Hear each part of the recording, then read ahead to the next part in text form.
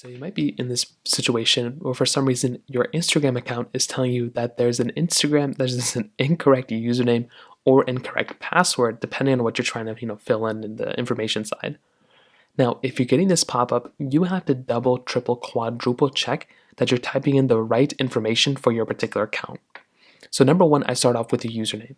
You want to double check this username that you're typing in, and you want to make sure that username that you're typing in is the proper username or email that you're actually typing in for your Instagram account.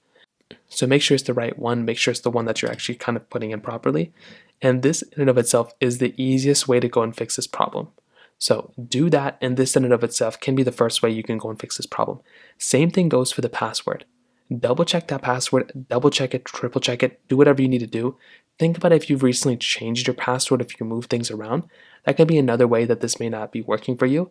So try doing that, and those are the main ways to go and fix the problem. Now, for some reason that's not working, what you can always do is either try logging in with Facebook, which you can do right here, or you might want to just go and do a forgot password, because you may have just forgotten your password. So type in forgot password right here, and here you're going to be able to type in either your username, your phone number, or you can still log in with Facebook, whatever you want to do. So type in this information, and that's another way to go and fix this problem.